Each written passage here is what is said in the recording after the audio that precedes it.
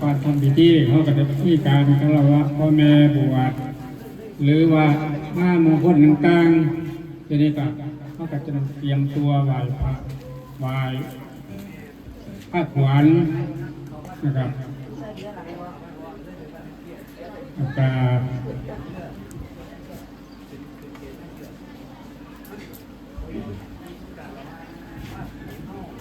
อิมินาสกาเลนะตังพุทธังอภิปูชยามา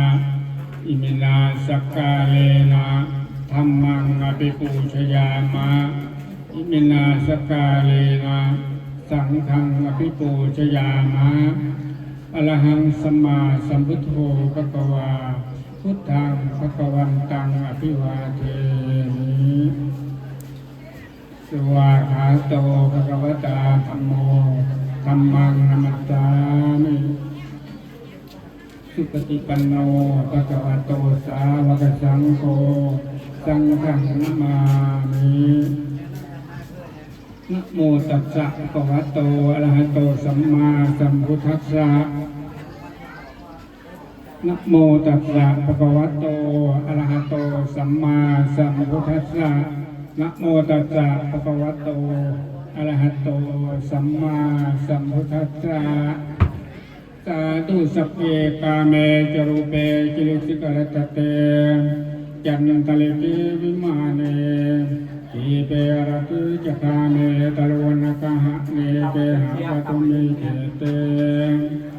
มุมมาจายันตุเทวาสนะตะลวิตเมยะกะสันทัปปนาคาติตันตาสัมปิเกจังมุนิวรวัจนังสาธโวเมสุนันตุธรรมะสวนาคาโลยัมปทันตาธรรมะสวนาคาโลยัมปทันตาธรรมะสวนาคาโลยัมปทันตา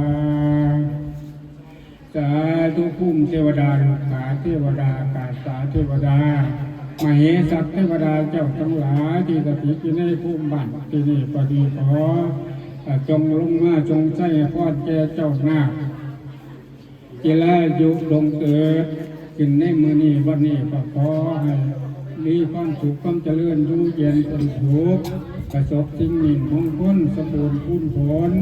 อันคำพึงปรารถนาของข้าพเจ้าก็กระเทิน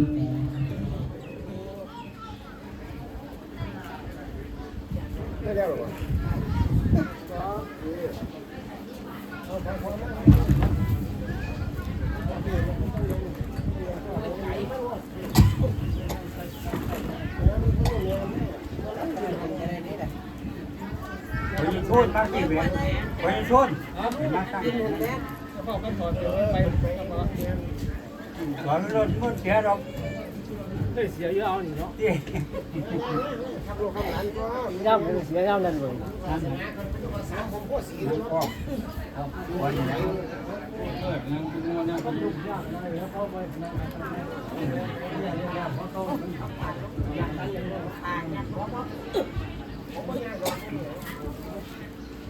ตาตัวเด้อคุณครูบาอาจารย์ก็ได้เรื่องหนึ่งพอหลวงปู่คอยพยายามคือครูบาอาจารย์ก็ถือพี่น้องทุกท่านทุกคนเด้อ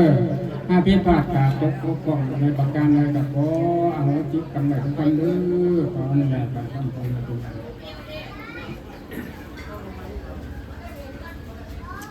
นะโมตัสสะภะคะวะโตอะระหะโตสัมมาสัมพุทธัสสะนะโมตัสสะภะคะวะโตอะระหะโตสัมมาสัมพุทธัสสะนะโมตัสสะภะคะวะโตอะระหะโตสัมมาสัมพุทธัสสะสีมือนี้มันมือดีสีปีนี้มันปีเฮาผู้ข้าเจ้าให้คอยบุญควรก็ว่าดีมือนี้วันนี้หมอสั่งให้ได้เก่าห้องหนาหมอสั่งหน้าได้เก่าห้องก่อนก็ว่าดีมือนี้วันนี้เอาเบาเก่าเฮียงสาวก็ว่าดีมือนี้วันนี้ฟันสาวให้แพ้ก็ว่าแม่นมือนี้วันนี้เอาสร้างเก่ามาห้องก็ว่าดีมือนี้วันนี้เท้าบุญเมืองขึ้นภาษาก็ว่าดีมือนี้วันนี้ผู้ฉลาดเข้ามาฟังคำ ก็ว่าดีมือนี้วันนี้เศรษฐีเบิกเงินคำก็ว่าดีมือนี้วันนี้ลูกใบเก่ามาเบิกใบสีก็ว่าดีมือนี้วันนี้ติดสีมือนี้แม่นมือดีติดสีมันคือว่าขึ้นหน่อยคือว่าขึ้น พอเห็นหัวแก้ว เงยกันรอดเงยกันรอด มันเงยบ่ได้ เงยกันรอด เงยไว้ลงติ้งเลย แม่นสิ เอ้ย เงาเลย คันเลยยางเลยใครเลยคันเนี่ยนั่ง ไอ้สีสีทิศใจยมังกันลายสวัสดียาวโยดเกาะหายหอดหายหนีอันตรายนาทีหายสวงเห็นขวงหายสุนีก็เข็นมีเวนาบริษัทมีไก่พุทธาไปคมแท้เดชภูมิมันธรรมันดานบันทีก็หายหีบเสนีสังฆาตีฝูงหายเดชหายฝูงเข็นอย่าได้เป็นอันตรายสังจักสิ่งทุกให้ยิ่งเทียมตนใจกังวลเดือดร้อนสักปักคอหอนให้เสียจะให้มือนี้วันนี้สีข้องใน3 บาท3 ที่เด้อ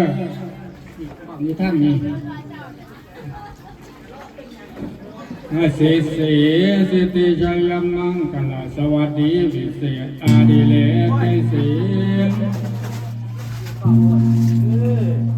สวัสดีแก่บุตรทั้งหลายทั้งโนรเทพานาคุเทวบุตรเทวดาอินพรหมพยมราชจตุโลกบาลทั้งสี่ตุกตีพร้อมจักรนาลักจักรวาลกับทั้งภูมิสถานเจ้าที่ยังพร้อมกันมาสมซื่นยินดีเชิงมองกัลลาราศีอันวิเศษวันนี้ประเกตเข้าสู่ราศี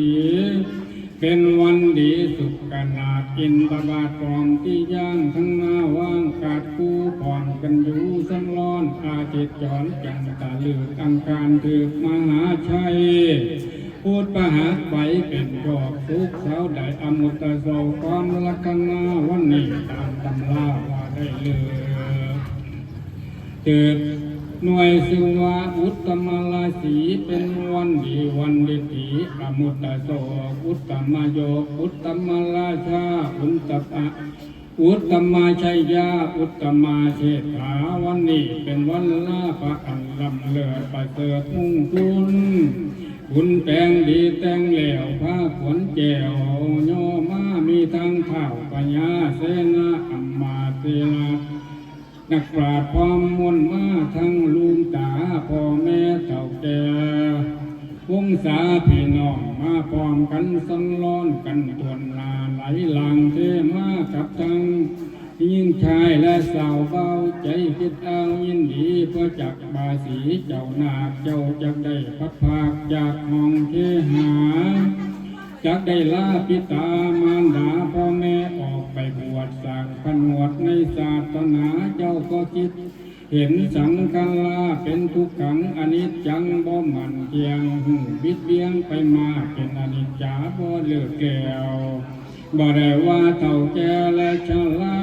หูบังเกิดโลกข้าและปัญญาก็ได้ขาดจากมรณะเจ้าก็คิดถึงคุณบิดามารดาได้เลี้ยงมาเป็นลำยาอันยากเลี้ยงลำบากทุกวันคืนแต่อยู่ในอุทธรท้องแม่ลำบากแท้หึงนั้นเจรจาหนักทอดจิตกินของเผ็ดกะแสบห่อนแม่ก็คอย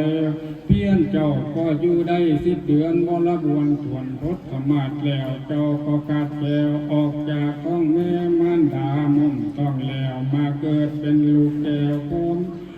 พ่อแม่เป็นชายฝูงตายายเป็นก็ขึ้นมาส้มเสือนย่อยกยืนเจ้าออกมาล้างค้นหาไม่ได้แล้วจึงเอามาตัดสายแง่แพ้สายถือล้างคนถือถวยมาล้างคนถือ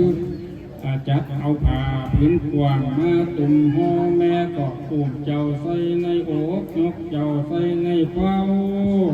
แม่จึงเอาเขาก่อนแล้ววันและ3 กาอาบน้ำแล้ววัน อาบน้ำและละวันและสามที่แม่ก็ขัดสีและอุบไหลแม่ก็เอาใจใส่ทุกขั้นเศร้าพอมีค่าคันว่าถึงฤดูปีใหม่มาหอดแล้วฟ้าแต่ห้องเสียงดังแม่ก็อุ้มเจ้าใส่ในโอกยกเจ้าใส่ในอูสะสู้พรแม่ซึ้งลูกแก้วเลี้ยงใหญ่แล้วพ่อแลนไปมาตามภาษาเด็กอ่อนสะซ้อนหน้าแล้วไงเป็นคนคำกังวลกังแข่นักงงแงบในใจคิดอะไรบ่แล้วคิดแก้วอยากไปบวชในศาสนาคิดถึงคุณบิดามารดาเป็นลำยิ่งเจ้าก็จึงอำลาอุตสาเข้ามาบวชสร้างผนวดเป็นสามเณรเขาก่อเลี้ยงสิกขาบททศธรรมได้แล้วอายุได้20 ปีกับแม่ฝูงพ่อแม่จึงได้จัดหาบอกศรัทธาถึงญาติพี่น้องตามบวชของมิตรสหายบางพองได้ศรัทธาหลายได้เสื้อสาดเป็นของอาปูนอนบางพรมีบางพองมีศรัทธาได้จีวรและผ้าปาดบางพองได้ปาดอาจตั้งใจด้วยใจใสดีกันนาบางพองได้บาทและผ้าสบงบางพองได้ถุงและน้ำเต่าไม่เท่าและตาลบาทมีตัดและต้องเข็มดินสอพ้องบริขารบริโภคบางพองได้โตป่วยและกันทีและการดีอันภูมิกาคัดทั้งเสือศาสตร์อาสนาทั้งกีฬาและเมียงมากดูอาด้วยบริขารเป็นคำทานหลังยิ่งเพื่อจากเห็นหน้าพระแก้วจริงจอมใจขอจะได้ตัวละไว้ใจอยู่ในโลกขอให้พ้นจากโศกาให้ได้เกิดในทุกทิตาลำเลิศเนื่องแก้วเกิดนิรพานเป็นตีทุกสำลานคือเดชขอให้ได้พ้นจากทุกเวทนาอยู่สวัสดีสัจจะธรรมวุติธรรมทั้ง7ประการคืออายุวันนาสุขาภละอโลขยะส่วนนาปฏิภาณาส่วนโนกอธิปไตยาส่วน7จงเสด็จเข้ามารักษาในคันธะสันดานแห่งเจ้าตากโตเท่า5,000รักษาก่อคาเดินปฏิกรณ์แค่3ที่สีเมื่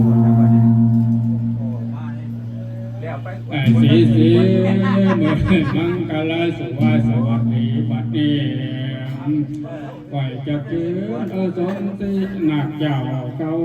หนักเจ้าเขามาหุ้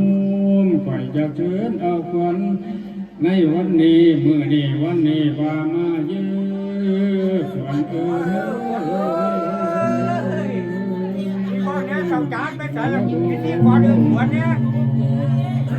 ควรเจ้าไปอยู่น้ำป่าก็ให้มาสามือนี้วันนี้ควรเจ้าไปอยู่น้ำตั้งดาก็ให้มาสามือนี้วันนี้ควรเจ้าไปอยู่น้ำทานอีสวนก็ให้มาสามือนี้วันนี้ควรเจ้าไปชุ่มตื่นสาวอดหน่อยก็ให้มาสามือนี้วันนี้มาเยอะกวน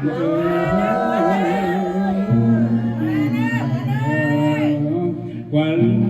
เจ้าจะได้ไปสมสนีใครไก่ขันเจ้าแก้วดูผู้หาจะได้ไปชมถ้วยครั้งและเมื่อเตียวจะได้เป็นเพื่อนฝูงผีกวางเจ้าไปอยู่เจียรีนอกเขตวันเจ้าจะได้ไปเดินป่าเที่ยวทางไกลจะได้หลงพุ่งไฟและป่าใหม่จะได้ไปหลงเล่นน้ำมูลิงล้มยาได้ไปทรงเลี้ยงกังเข่าพุงนกเข่าและเสือสิงไว้กาทิ้งและเหือนสางยาได้หลงเขาทำเทียนกวางผู้หาทั้งวังผาและสักใหญ่ซึ่งซอยมายาดูตาการงานสาภูพักบุ้งความและบัวท้องสมเจสอดหอมมุนเห่าวันหนักจะออกเขามาหุ้มมายื้อควันเฮ้ยเจ้าใหญ่ตุกเมื่อมาอยู่เหนือ ได้ไปมีความกังวลและกังแก่หอนจะได้จุดตั้งก่อนมือลาไทยให้เจ้ามาเฮียนปากปีในปีดกไปอัฏฐาไขเฮือนหอดหุ้งแก่งจอดโสดาให้เจ้าได้มาเทศนาสอนสั่งเป็นเจ้านำพิจารณาขอให้มีอายุยืนนานเป็นสมพันธ์ยศกว้างอยู่สืบจางในธรรมจัตตาโลธรรมวัฏตันติอายุวันโนสุขังพลังขอให้มีเจ้าขอให้เจ้ามีอายุยืนได้หอยกว่าพระวัฏสาเดชะเมืองหาจะนาภาแพ้มูพอยไฟ